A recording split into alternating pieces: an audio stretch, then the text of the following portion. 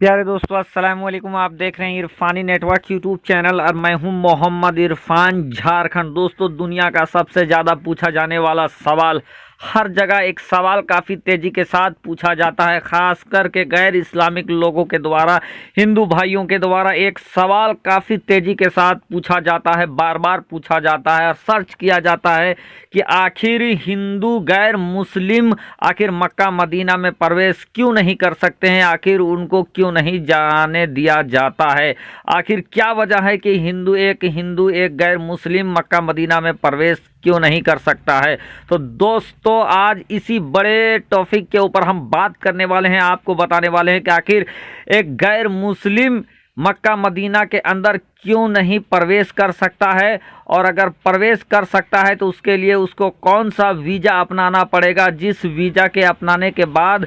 कोई भी गवर्नमेंट, कोई भी हुकूमत उसे मक्का मदीना में प्रवेश करने से नहीं रोक सकती है। तो वो कौन सा वीज़ा है जिस वीज़ा के प्राप्त करने के बाद वो मक्का मदीना में आसानी के साथ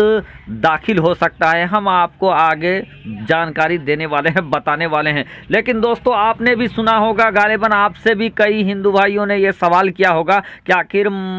मक्का मदीना के अंदर हिंदू भाइयों को क्यों नहीं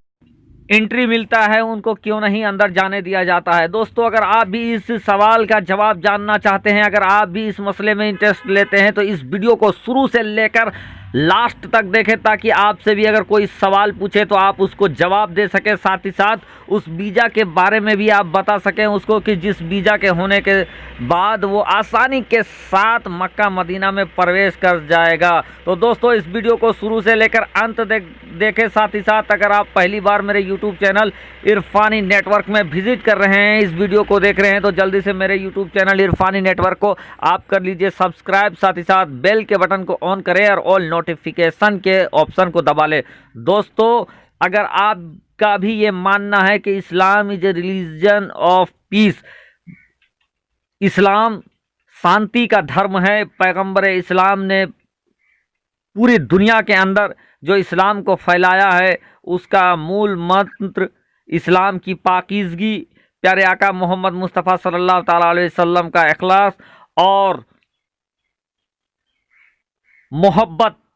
मोहब्बत मोहब्बत है। अगर आपका भी ये मानना है तो दोस्तों, इस वीडियो को कर दीजिए अभी से लाइक, साथ ही साथ आगे शेयर कर दीजिए। दोस्तों, हमारी और आपके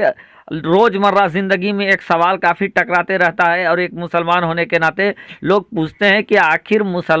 गैर मुस्लिम मक्का मदीना में क्यों नहीं प्रवेश कर पाते हैं, प्रवेश उनका क्यों निषेध है। दोस्तों, जब हम और आप इसकी तहकीकात के लिए ये जानना चाहते हैं कि क्या सही में हिंदू भाइयों के लिए ऐसा कोई कानून सऊदी अरबिया में है जिसके बाद एक गैर मुस्लिम सऊदी अरब में प्रवेश नहीं कर सकता है, क्या सही में सऊदी के सड़कों में वो साइन बोर्ड लगा हुआ है जहां पर ये लिखा है कि गैर मुस्लिमों का प्रवेश निषेध है। दोस्तों, जब हम इसकी तहकीकात करते हैं, आप जब इसकी तहकीकात करना स्टार्ट कर देंगे तो आपको ये मालूम चलेगा कि जी हाँ, ये बिल्कुल सही है। सऊदी हुकूमत ने ये मुनादी कर रखा है, सऊदी हुकूमत ने ये लिखवा रखा है कि गैर मुस्लिमों का मक्का मदीना में प्रवेश निषेध है। जी हाँ दोस्तों, आप जब हरम शरीफ के तरफ जाओगे, जो कि समझ लीजिए मक्का मदीना, हरम शरीफ, काबा शरीफ समझिए कि इस्लाम का हेडक्वार्टर मान लीजिए उसको, सबसे मुक़द्दस, सबसे पाक पवित्र जगह इस्लाम का काबा शरीफ, मदीनातुल मुनव्वरा। दोस्तों, इस्लाम का मरकज़, इस्लाम का हेडक्वार्टर कह लीजिए इसको। दोस्तों, जब इसके बारे में हम जानकारी जब जुटाते हैं, जब हिंदू भाई जब सवाल करते हैं कि वहाँ पर बोर्ड लगा हुआ है, तो हम जब इसके बारे में जानकारी लेते हैं, जब हम मक्का मदीना के गलियों में जाते हैं, गुजरते हैं, तो हमें वो बोर्ड मिल जाता है जहाँ ये लिखा हुआ है कि यहाँ पर गैर मुस्लिमों का आना मना है। दोस्तों, अब इसके बारे सवाल होता है, तो दोस्तों, हर देश का अलग अलग लॉ है, हर देश का अलग अलग कानून है। जैसे दोस्तों, हमारे मुल्क हिंदुस्तान के अंदर कुछ ऐसे जगह हैं जहां हम भारत के नागरिक होने के बावजूद भी उन जगहों पर हम नहीं जा सकते हैं। जैसे दोस्तों, मिलिट्री के बहुत सारे ऐसे स्थान हैं, मिलिट्री के ऐसे जो एरिया हैं जहां पर सरकार ने, मिलिट्री ने ये बोर्ड लगा रखा है यहाँ पर किसी का आना मना है।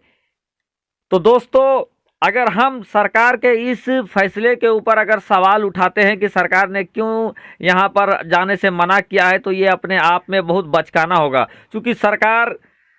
है और सरकार देश को चलाती है, मुल्क को चलाती है, मुल्क की हिफाजत करती है और उसको जो अपने मुल्क को चलाने के लिए जो बेहतर लगता है उस हिसाब से कानून भी बनाती है। और इसी तरीके से दोस्तों,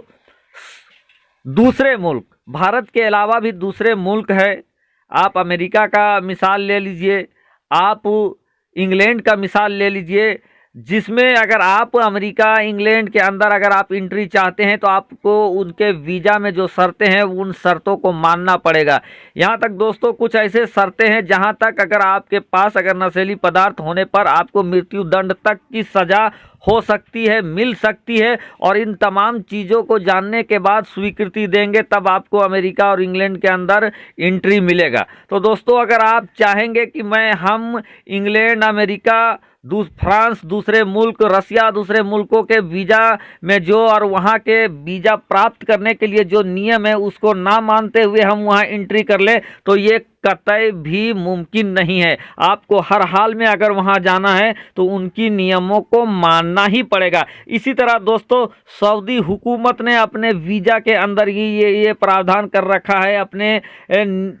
रूल एंड रेगुलेशन में ही ये प्रावधान कर रखा है सऊदी हुकूमत में ने कि अगर आप एक गैर मुस्लिम हैं, अगर आपका इस्लाम धर्म से वास्ता नहीं है, तो फिर आप मक्का मदीना के अंदर आपका एंट्री, हरम शरीफ के एरिया में आपका एंट्री वर्जित है, आप वहां नहीं जा सकते हैं। दोस्तों, अब आप अगर चाहते हैं कि वहां आपको जाना ही है, किसी भी हाल में अगर जाना है, तो दोस्तों एक वीज़ा अब भी मौजूद है, क्योंकि बगैर उस वीज़ा के प्राप्त किए कोई भी इंसान